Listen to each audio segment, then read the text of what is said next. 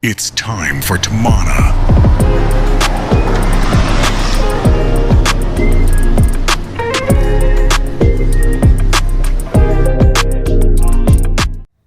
Good evening and welcome to 2NBC 90.1 FM. This is the Tamana Show and we are taking you from 5 p.m. to 6 p.m. on a Saturday evening. I'm joined by a special co-host, friend of mine, Maile. Welcome. How are you, bro? Mate, it's a pleasure to be here. This is your second time here. My second time here. Yeah, mate. Yeah, mate. How's your day? It was good. Good weather. Yep. I was looking forward to coming and seeing you and seeing what you do in the studio again. Yeah. I appreciate. What does your Saturdays usually look like? My Saturday.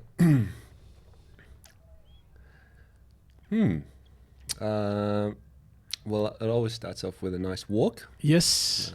Where are we talking, mate? Just in a local park. Yep. Yeah, and out in Rydermere near the water. Oh.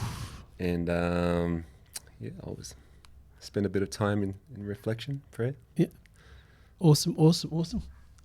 Fantastic, bro. And mate, you know, like one of the things that we like doing on this show, man, we've got a bit coming up just to give our listeners an update, a rundown into what is following today's show. We're going to be talking about the Sydney nightlife on the weekends. Yes. So, you know, you can share about what a good Saturday evening looks like for you. And I'm sure a lot of our listeners right now are probably getting ready to go to restaurants, go to football games, you know, go to the gym and, you know, get a good sweat up and then get freshened up to go out for a night out on the town. But we're looking forward to hearing what you get up to. And obviously we're going to talk about a few other surprise topics, solid friendships. What does it mean in today's day and age to be a solid mate, to be a solid friendship? You know, are we as transparent as we'd like for our friends, or do we feel like, you know, some of us have drifted away to what it really means to be a friend in the 21st century? What does that look like for you? And I'm actually looking forward to unpacking that with you, bro, because I know that we've been friends for quite a while. And we're going to talk polytalk. Polytalk, yeah, mate. We're going to talk about our backgrounds and what it means to be Pacific Islanders raised up in Sydney, and you know what that means for us, mate. So do they sound like some pretty cool topics? Mate, I'm looking forward to it. Yep, cool. We'll unpack that and a lot more. We'll go to a song and then we'll be back right after this short break. So keep it locked here on 2NBC 90.1, joined by my co-host, Mike. You hanging on the edge of your seat. I need a break. Are you ready? Hey, are you ready for this? Welcome back to 2NBC. This is Tamana on the Tamana Show 90.1 FM, taking you from 5 p.m. to 6 p.m. We're talking Sydney nightlife. And Maile, what do you usually find yourself doing on a Saturday afternoon like today? Obviously, you're here with me, mate, but I don't know what your usual standard routine is on a Saturday evening, mate. But you want to share with some of our listeners what you get up to, mate? What it looks like for you? In Sydney, it really depends on the weather, but I'm a homeboy, so yeah, I'm either kicking back, watching a movie, or doing some reading. But if it's a nice evening, if it's kind of warm, I go out to town and go for a walk around the city. I like being in the hustle and bustle of things. Yep. But yeah, man, that's me. I'm a chill kind of guy. You know, I've known you for a long time, and I know if the sun's out, I know that you're going to the beach. I know that Coogie's getting a visit. I know that you're going to check out those steps. Correct. The Coogee steps, mate. What is it about Coogee? You could go to any beach. You know, in Sydney, mate, we've got a great selection of beaches. You know, I'm a Northern Beaches guy myself. Coogie's good because of that 4-hour parking. Oh, it's the parking. Free parking. If you get in, you're sweet, you're sussed out. Compared to like Bondi and the other beaches, there's it's a bit expensive, mate, just for a little walk. So Coogie's pretty close too. Yep. Quite easy to get to out of all the beaches if you're coming from west. Yeah. Oh, okay. I didn't know that was the hack. That was the hack, mate. The 4-hour parking out of Coogee. Yeah. Oh, well, mate. Sorry, residents of Coogee. Yeah, you've just blown it, mate. You've blown it there. So I don't think anyone's getting a spot now. Sorry about that. As of this afternoon, I mean, you got between 5 and 6 to get out there. So everybody's just going to be cramming, you know, the M4 and heading out there. That's insane. Yeah, awesome. I find that there's a lot to do in Sydney. You know, I think that there's a great range I think we've got a lot of options. You can do the coffee thing, or you can do the cafe thing, or you can do the restaurant thing. I think, or you can just kind of go for a run. You got the Bay Run. You've got, all of Darling Harbour or even the city, mate. To get the runners on. So I don't know. I just find that the options are endless, and you could go anywhere you'd like and make a good weekend of it. Yeah, Sydney's good like that. They got a good vibe. It's even at Coogee, you got everyone setting up the volleyball nets, and people are just happy. Yeah. Yeah, right. happy. Yeah. No, I don't know whether it's the water or the sand, but when you go out to the beaches, there's just a different vibe. And I like being in that kind of space. Yeah. Every now and then, get a good refresher, especially if you're, just dialed in during the week or busy, and you're not exposed to that kind of fresh air, happy people. Yeah. Yeah. No. Yeah, I think it's important to always expose yourself to that kind of space if you're not there already. So I think it promotes healthy thinking. Yeah. I don't know if you agree with me with this one, Maile. You sound like you do get outdoors a lot, but I find that Sydney seems to be a pretty active city. Now, I haven't been to Brisbane, I haven't been to Melbourne or, Perth or whatnot, but I just find that there seems to be a lot of Sydney-siders that seem to be on the front foot when it comes to being active and really getting out there. I'm from Penrith, and we've got just the bridge to bridge out there at the Nepean River, and it gets chockers. And I've noticed when I've gone fishing out at near the Bay Run there, that actually gets a lot of traffic as well. What do you think about just kind of the general consensus or the vibe of how active Sydney is? Do you find it's pretty high in terms of people getting outdoors, and we really do take advantage of the space and the city that we have here, and just the great views, good weather? Yeah. Well, I think what made me a bit more aware and just being able to observe real differences was living in New Zealand for a couple of years and noticing a totally different culture when it comes to staying active. And I think obviously the weather plays a big part of it in New Zealand. It's cold. Yeah. A lot colder than it is in Sydney most of the time.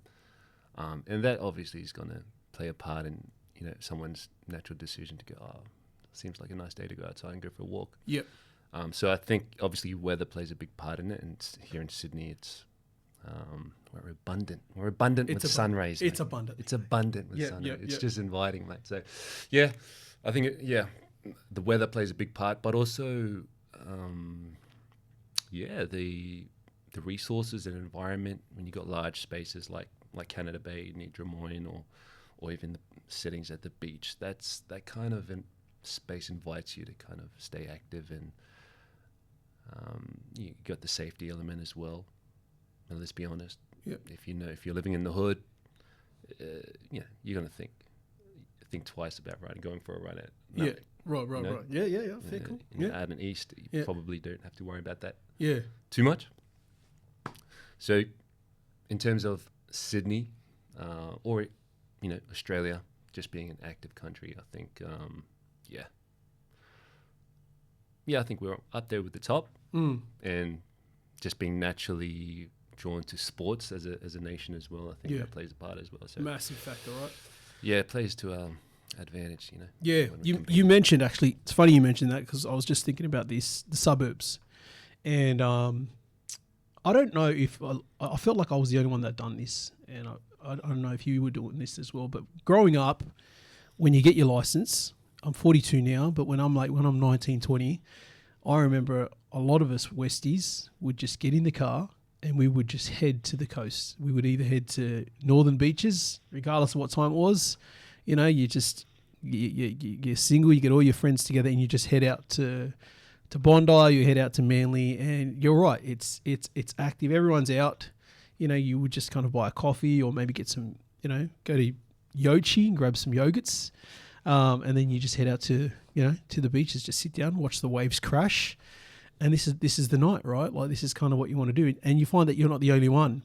You know, there's a whole bunch of people that are just lined up on the Corso there, whether it be DY or Manly, and everybody's just kind of, you know, enjoying the nightlife, right? You get your Starbucks, and you're just kind of, you know, you're valuing the people that you're with. I don't know if people still do that today, but I think, you know, it's highly encouraged, you know, just to get out and really enjoy it, take advantage, right? I don't know if you did this as well or you're still doing this, but yeah, I think I just agree with you there with, you know, obviously just kind of getting out and just getting some fresh air, you know, plugging out and just getting away from the screens and just kind of taking advantage of some of the great beaches that we do have out here. I think we've definitely gotten better. Like, I'm not going to say that, you know, people are only active out in the east. You know, Yeah. we've got one of the best sportsmen's athletes in here, coming from the west. So, but in terms of just, yeah, like an active lifestyle outside of sports or sport disciplines, that, yeah, I think environment does play a big part in terms of making a safe space for someone to, yeah, either go for a walk, run. Yeah. No, awesome. We're here with Maile. We're talking about Sydney nightlife and all that is happening on your weekends, and it's just something obviously that we really enjoy and obviously love hearing from our listeners as well, taking advantage of the city of Sydney, and we love it here. I know it's one of the things that I always talk about here on the Tamana Show is the amazing city of Sydney, mate, and just all that it has to offer. We will go to a song and we will come back right after this break. Don't go anywhere. We are going to be talking about all things friendships and growing up in Sydney as a Polynesian, that and more coming up after this break. Stay tuned. Near the area where they filmed Jurassic Park. So, oh, you know, what? So what is that? That is Waikiki? Outside Waikiki, like still in Oahu, which is one of the islands. But yeah, I can't. Yeah, I don't know the specific details. All I know, I just had fun. Yeah, bro. And then number one, bro. Mate. Go there, mate. I wouldn't rank him, but yeah, the third one, I think I've left room for that. Yeah. Oh, okay. So we're not yet. Okay. But I'm confident Sydney's up there. Okay. Yeah. Yeah. No, I love it, bro. I love it, mate. That's awesome. We're gonna change tack, and obviously we're gonna talk about friendships, mate. And Maile, in your own words, mate, what do you think is a good friend, bro? When it comes to friendships, take your time.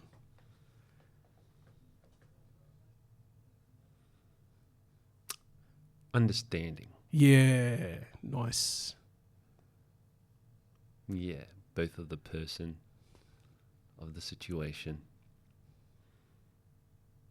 I think those are key elements in relating to a friend. Yeah. Yeah. Yeah, nice. Last week I actually touched on community.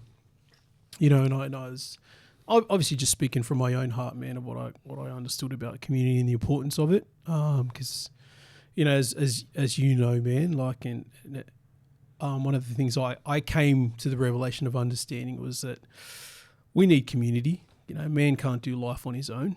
And I tried to do life on my own. There were seasons, I think, going through my late 20s, early 30s, where I was trying to do it solo.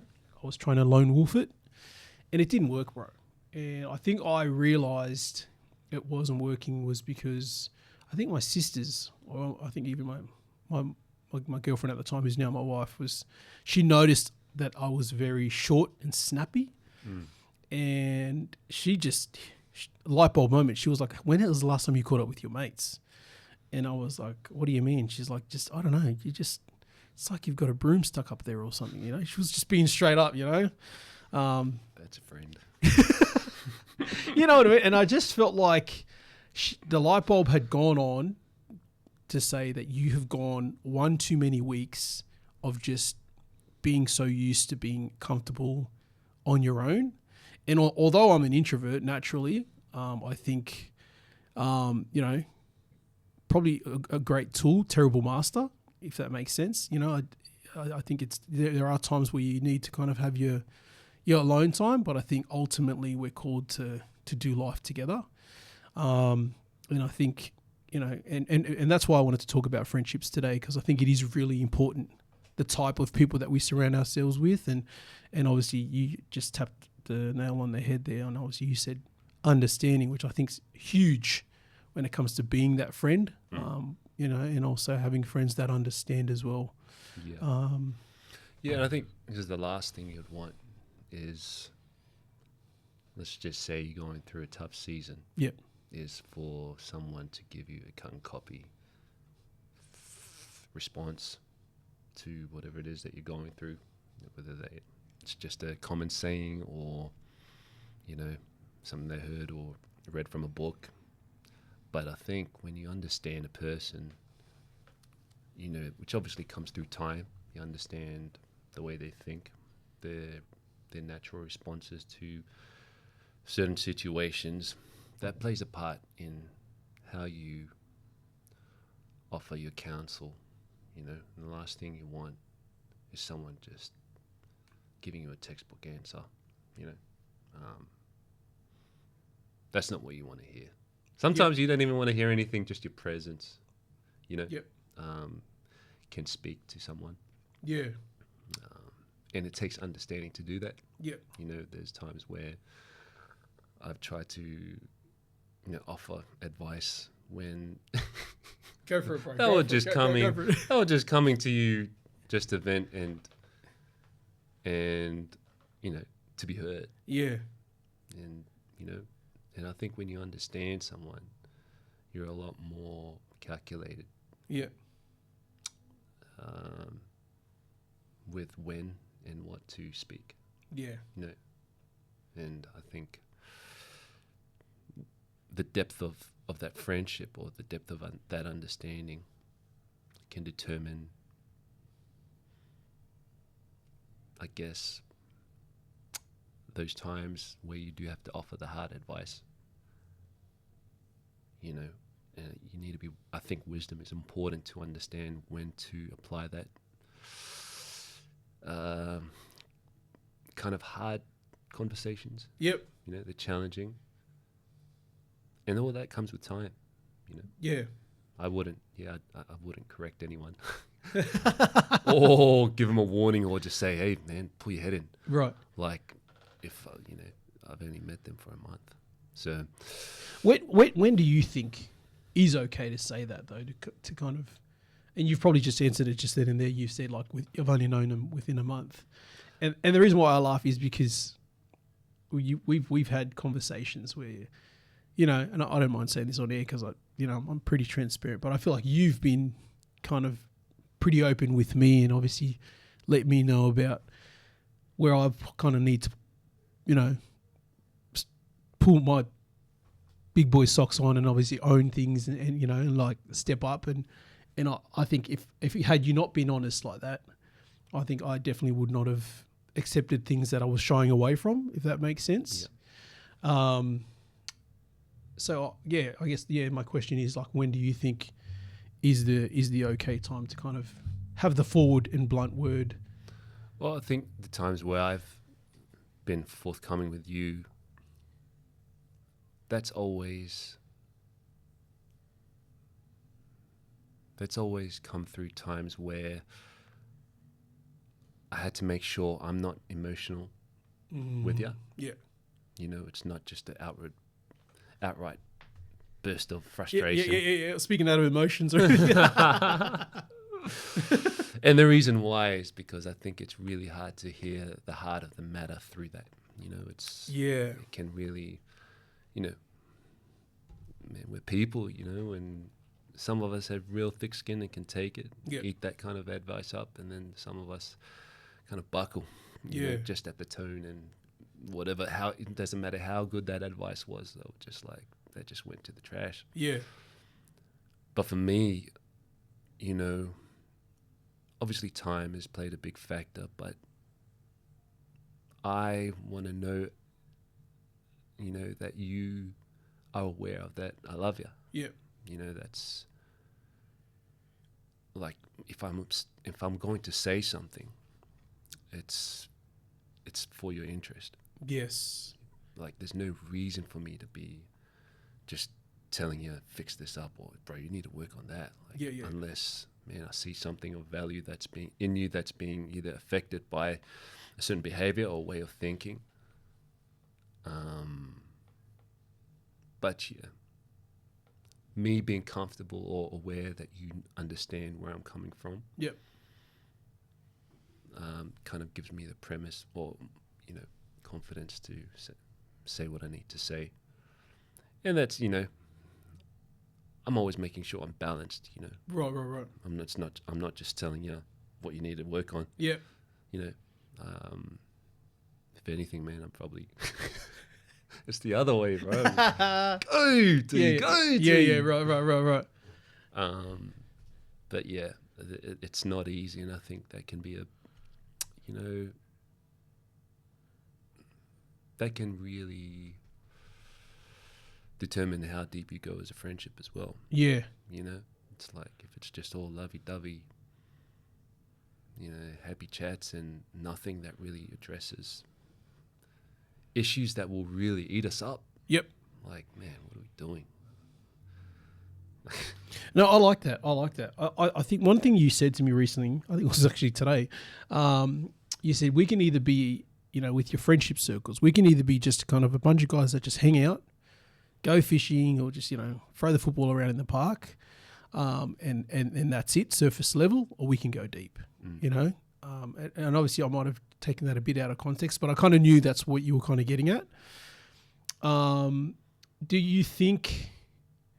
Do you think that's something that's still kind of looked at in today's day and age? Do you think friendships they still go deep and people still value having solid mates, or do you think we've just kind of become this sheltered society where a lot of friendships are on the screen now, things are distant, these authentic relationships are no longer being, fought for, we're kind of, everyone's just keeping things above surface level because we don't want to offend each other, or things are kind of becoming safe, and we're in a bubble, if that makes sense. Yeah, well, it's obviously a complex issue because technology has played a big part in terms of how we're all connecting, right? And at the same time, I feel society it's not really comfortable with being challenged, right? Or words like correction, or words like warning. We're not comfortable with that, and I think we've looked for measures to avoid that, and in doing so we've adapted in such a way where when those things are needed to be addressed, because they will eventually have an outcome that can affect us, when those things come up, we've found ways to avoid it, so much so it's become common and comfortable to do so. Yeah. So when the issue comes up, it's like, you shouldn't be doing that. That's not right. I don't know whether that's one of the ingredients of what it means to cancel someone when they bring up something. But at the same time, man, that's having tough conversations. That, like I said before, man, it has to be coupled with time with each other and a real interest in the other person's interest. Yeah. You know what I mean? Yeah. And I think to go in the back of what you want to talk about in terms of community, at the ground level, it's how you feel, how you think, what it means to love somebody. Yeah. Is it just to tell them nice things? Right. Or is there a standard that really looks out for your brother's interest, and you would, because of your care, you would do what's needed? Yeah. You can correct someone, you can tell someone, or just say whatever, and if you don't have any care and you're just ranting off, mate, you're only going to, harm that relationship. Yeah. To a certain degree. Clanging cymbal, right? 100%. Yeah. No, this is awesome. I think we're gonna unpack this more. This is the Tomato Show on 2NBC 90.1 FM. You are tuned in with Tamara, and I'm talking to a friend of mine, Maile. We are not counsellors. We're not psychologists. We're just guys that have been doing a lot of life together, and obviously just speaking from our own personal experiences about friendships and great community, and obviously being that being a solid friend. And I think it's one of the things that I don't take for granted. And obviously, man, we were talking about today's day and age, and you mentioned Maile. And I thought you've hit the nail on the head here again, bro. Obviously, we're talking about, how we've just kind of, I don't know, we've watered down, I feel like anyway, challenging comments, I think, or just kind of, we've watered down, things like when you mentioned like warnings or just kind of keeping each other accountable. Yeah. I feel like it's just kind of we're hands off when we don't want to touch that. It's too hard basket. I don't know if you know the term artificial harmony. I haven't come across that. Okay, so that's cool, bro, because I never did until I went to. But it makes sense. Yeah. So I went to a kind of like a leadership talk, and the speaker was talking about artificial harmony, and he said every office, every team that you go into, every organization has artificial harmony. And basically what that means is it is the elephant in the room that no one wants to address. Yeah. So we say that there is harmony in the room, in and amongst team. There's cohesion. We're all heading in the same direction. But necessarily, if you're seen as somebody who brings up an issue or things that might bring division, then obviously you can come across as somebody who's rocking the boat. So although there is this harmony that we're keeping in and amongst us, we're all heading in the same direction. Don't bring anything up that you feel like is going to bring division. Yeah. Because if you're bringing up a problem that's not necessarily there, that can kind of really unhinge things, if that makes sense. And the reason why I'm obviously bringing that up in terms of friendships is I feel like sometimes that's what can sometimes be present in friendships, if it makes sense. And I'm only speaking about it because obviously it's something that I've been through, and I'm 42 now, and it's only something that I've kind of really opened my eyes to. You look like you got something there, bro. Well, no, go for it. Like, just to add on to that, man. At the same time, I think it's a lot of people that wanting to figure out how to do that. Yes. And I think especially for me and like introverts or just people that aren't really used to confronting. Yes. Like yeah.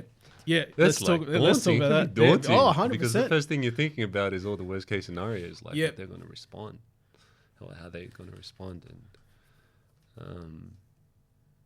and so as much as it's a complicated issue in the workforce, and in friendship settings, I think this really highlights the importance of home life, where it's a space where where it should be practiced to communicate in such ways. Because even if you sound bad at doing it at home, at least it's home. It's with people who know you inside out. And it's like, it's all right, and you can mend that.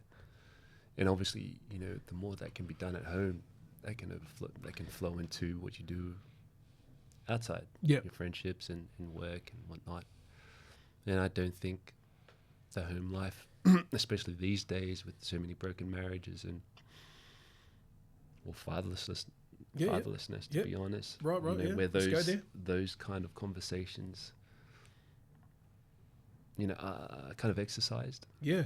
And I know, because my father passed before I was born.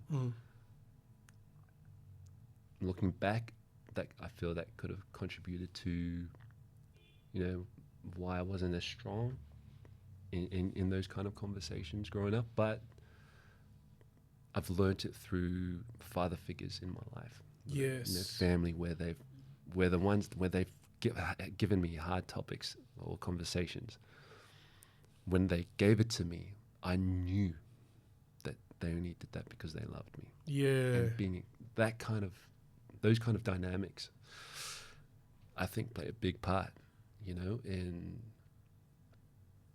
developing your capacity to have those tough topics, Yeah. which is, you know, which is a big deficit in our society today. Yeah. Yeah, that's awesome. Is that a bit too deep? No, there, no, mate? no, not at all. You've just opened up a door, bro, and we're going to go there. Because I think, mate, so basically, in a nutshell, I've been married for 13 years. And I know we're going to be talking about being Polynesian, growing up in Sydney later, but I think I'm going to touch on it because I think it has a lot to do with what we're talking about right now. But my wife is Maltese Filipino, and I'm Fijian. And one of the things that I was taught was really not to kind of avoid confrontation, because for me, being a Fijian, rose up, it just wasn't something that I witnessed a lot of. Yeah. And when my wife, she was brought up on the other side of the tracks. We talk about the hard issues at the table, and you use your words. You don't shy away. She was brought up by her three aunties, because her mum was going through some mental health issues. Her three aunties, God bless them, I'm calling them the Golden Girls. They all live together up there in the Gold Coast. And Auntie Sue, Auntie Marcy, and my Auntie Doris, I call them my aunties, and they're like the cornerstones of who Sandra is today, because they taught her, obviously, if you speak up, and you confront anything that you feel like is uncomfortable. If you don't say anything, people walk all over you. And she taught me how to confront things at an early stage in our marriage. Like there was a moment where I had to go and get a general service at a mechanic, and this is my first year of marriage, Maile. And I went in there, and the mechanic gave us a full service. Instead of it costing us $95 for a general, it costed me $195. And I took the receipt back, and I knew I'd stuffed this one up. So I've taken the receipt back to the wife, and she's taken the receipt, and she's like, "How much did it cost?" And I'm like, $195, and she's like, "For a general service." And I'm like, yeah. And then she read it, and she pulled it apart straight away, and she's like, "They've given us a full service. We didn't ask for this. Go back and tell them they've charged us too much for this." And I didn't want to. So she grabs the receipt from me, and she goes into the mechanic. And this was like 10 years ago, right? And she confronts him, and she's like, "Listen, we asked you for a general service. You booked in a general service. Why have you charged us for a full service? We're not paying this." She stood her ground. I'm in the car, cowering down, bro. Like I was not keen to confront, like you said, to confront this situation. But that taught me that day just the importance of, obviously, of confronting, but also owning what you own, And I just felt like that day, my wife was drilling it into me all the time. If you don't speak up, people are going to take advantage, and they're just going to assume all the time that this is okay. They don't care about, this or how much you're getting charged. At the end of the day, if you're not going to say nothing, nothing's going to get done. And I tell this because I think you're exactly right. Like, I think it's one of the things that I think in today's day and age we shy away from, because I think it can become the too hard basket. Yeah. But I think for me personally, to our own detriment. Yeah, to our own detriment. Right. And I think since that day, I tell everyone about it, because it's something that I wanted to grow in. Yeah. And I didn't want to stay there. I didn't want to be the guy that's always going to be carrying down, especially as a man. Yeah. I think we do have our place, and I think it's our mandate, and it is our responsibility. Yeah. To be men that speak up and that to confront the hard topics. Yeah. And I know that can be a silly example, but at the same time, I feel like there's a lot of us, especially us males, that I think there are opportunities where we need to probably grow in that. Yeah. And we don't, because obviously we just feel like, oh, don't worry about it, it's in the too hard basket. Yeah. But yeah, it's just one of the things that I've really noticed. I don't know, for me personally, I've really wanted to I've grappled, but I'm getting on top of now. Yeah. Yeah. I don't know, would you say that's the same for you, or? Yeah, well, like I said before, a big part of having the confidence to address something or confront something is being convinced that this is for the best. Yeah. Like, and you're not second guessing it. Like, if I Right. know this is just gonna help the person, and it's communicated in a way where they know, man, I'm legit for you. You know, I'm not just saying it because I can, or I saw it and that needs to be like, yeah. What gives me the confidence to be able to address something or confront something is always, well, how much do you believe in the outcome, the beneficial outcome of the person and the situation, and then just over time practicing it. And does that make sense? Yeah, it does. It does. 100%. I think being okay with the kickback. Yeah. It's just part of the process of growing a thicker skin. Yeah. Yeah. Which sometimes it can be, like I said, because we're in a society that avoids that, it's harder to get used to it. Yeah. Because part of us just wants to avoid it. Yeah, shy away from it, right? It hurts. Yeah. But nah. Yeah, don't. Jesus knew what he was talking about, man. Yeah, that's right. Man, love. Yeah. When that's the foundation of it all, man, Yeah. it really is, man. It really is. Yeah. Yeah. No, it's good, man. I love it.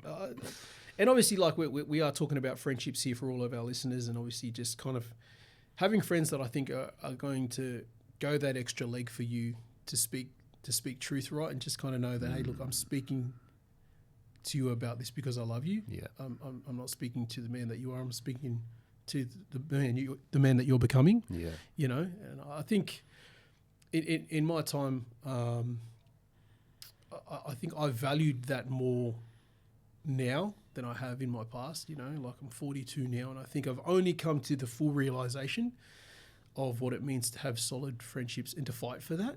It can't be a one-way street. If you're going to have solid friends, that needs to be a two-way street. As much as you give, as much as you're expecting, you still got to give on your end as well. Sometimes I think we expect that it's just going to be a one-way street and they've got to come to my birthday or remember that it's. But I think at the same time, you've got to take a look at your own inventory and find, hey, well, what am I depositing back into that as well? I can't always expect for others just to pour over me. I've got to make sure that I'm giving that back also. Yeah. Friendships are built, I think, because both parties are contributing, right? Yeah. You can't always have one mate that's doing all the legwork. Yeah. Yeah. In a nutshell. Yeah, we're quite. We can fall into the trap of thinking we're going the right way. When you're isolated. Yeah. When you're a lone wolf, like you were talking about. But yeah, one of the things, especially when you hit your 30s. Yeah. It's so true, man. You're kind of like, man, you're either going to try and do it on your own or... Well, I know I prayed for friends and for friends to do life with and pursue something that's worth it. Yeah. In life. Yeah. I had a feeling it's not going to be a large group, and I think that's a common thing. Friendships kind of boil down to those one or twos that just seem to be present. Yeah. Yeah. Guys that you can kind of kick off the conversation even after a long time. I think those are good markers of good friendship. Yeah. You pick up where you left off, right? Like, you just like, and again, it could be a long gap. Yeah, it You're could just be kind of like, hey, it's all good, man. No love and you lost. kind of just like, kick off. Yeah. Anything. It's funny. It's hilarious. But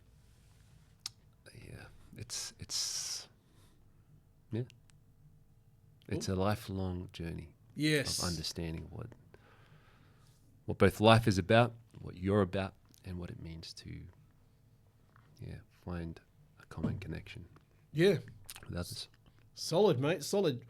You're here on 2NBC 90.1 FM. We're wrapping up talking about solid friendships. Mate, thanks so much for that, Maile, mate. I don't know about you, bro, but that was awesome, mate. Yeah, a lot of gold there and a lot of gems. Hopefully our listeners or our audience out there have definitely, received a lot of insight. Obviously, we're just two guys that have just walked this journey and still walking this journey, still obviously understanding what the importance of what it means to have good friends and obviously be a good friend. But we'll go to a break. Coming out after the break, we're probably going to, in the last 12 minutes, Maile, can you believe it's been 12 minutes? Well, 12 minutes left, bro. I don't know where that 48 minutes went. But, mate, Hopefully it went to somebody's heart. Yes. Yeah, hopefully it went to someone's heart, body, mind, and spirit. And if you've got any good feedback or not, maybe some of that stuff didn't help, feel free to write to us or, call in our station on 9534 2888. Hey, one of the things that we do want to let you know of is this Sunday, the 26th of July, we do have our open day here at 2NBC studio down here at Kogarah, which is not too far from Kogarah train station. So come on down, meet the team. We're going to open up the studio. We're going to open up the panels, and you can come in here and, find out where all the magic happens, meet some of the team down here and say hello. That's going to kick off, I think, at about 9 o'clock in the morning. That's 2NBC 90.1 down here at the Kogarah radio station, which is just a stone's throw away from the train station. We're going to go to a song and we will be right back to close. Bring a lot of good insight. Happy days.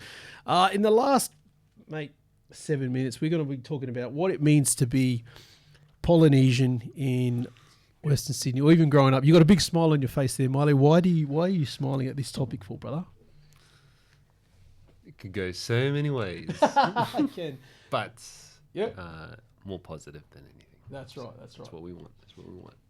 When we talk about Polynesian, let's educate our audience. So what are we talking about? Like, are we talking about like a section of islands in the Pacific? Are we talking about a group of cultures?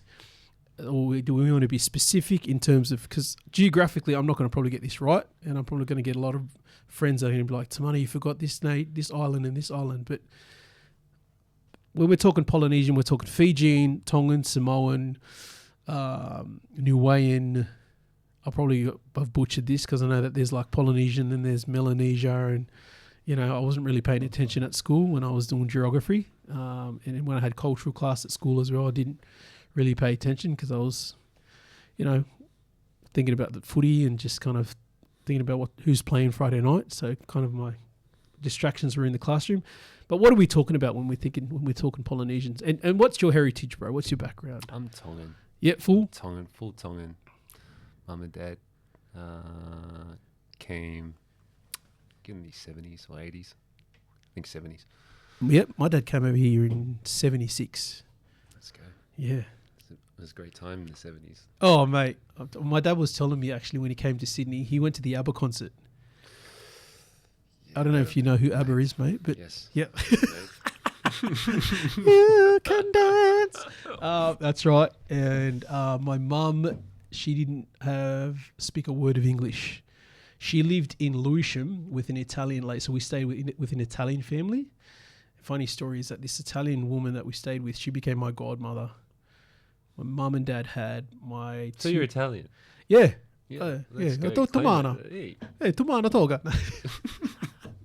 And yeah, they stayed in Lewisham with an Italian family. Yep. And then, yeah, mum had both my two older sisters, and then she had me. And what do you do when you have the oldest son? You move out into the tropical suburb of Mount Druitt. Let's go. Yeah, and we did. Yeah. Dreams happen.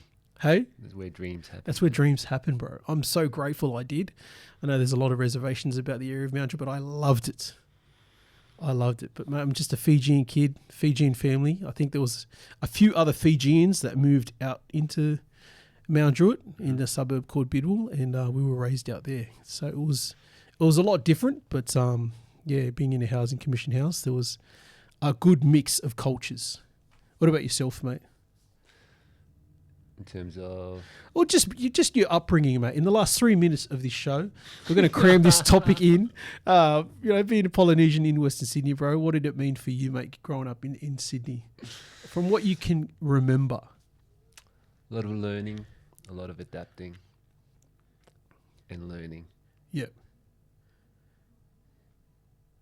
And yeah, I could boil it down. Would you say that your sporting ability had really paved a way for you to kind of mapped out somewhat of an identity growing up out here in Sydney, like on the rugby union field, mate? Or well, it's quite different. Yeah. Well, yeah, my family is a rugby family. Yeah. So naturally, I got into sports early, rugby union, growing up, and finished up my mid-20s due to injuries. But I was most of my schooling life wasn't around Pacific Islanders, so I was able to understand certain things that maybe I probably wouldn't have heard or been exposed to if I was amongst other Polynesians more frequently than I was. But at the same time, family functions, church functions where it was just Tongans, you kind of understand both worlds. My Tongan isn't that good in terms of being able to speak it, but it's enough to understand the different cultures. And when I said earlier about learning and adapting, that's kind of been my journey with being a Polynesian in growing up in Australia and managing both the pros and cons. Yeah. But I think the beautiful thing about our culture also is our focus on faith, and that's definitely played a big part in terms of being a foundational point of identity for me. Yeah. And it's kind of sustained me through those tough and positive times. So Yeah. I think the faith component is the most sustainable thing when things are evolving around you. So good, bro. So good. Well, mate, that brings us to the conclusion of our show. You know what, though? I'm going to ask you this on air, and I would love to actually do a part 2 of the Poly Talk, because I think there's a lot there that we can unpack, a lot of richness, and I love how you actually touched on faith being the backbone of our culture, and obviously it's sustaining you through a lot of your life's journey, and I'd love to unpack that. So would you be okay if we had continued this maybe in a fortnight's time? 100%. Oh yes, there you go. You heard it first. I got it from him. So we'll have Maile back on the show. Appreciate you coming in, bro, on a Saturday, and sharing your story. Hopefully there was a lot of insight, and we definitely had encouraged a lot of our listeners. If you do want to, touch base, or you would like to follow up on more of our show, you can call us at 9534 2888 2NBC 90.1. This is the Tamana Show as we conclude our Saturday evening from 5 to 6. Just drive safe out there. Have a great weekend. Enjoy the beautiful city of Sydney, and rest up and enjoy your weekend and drive safe. Thanks again for tuning in.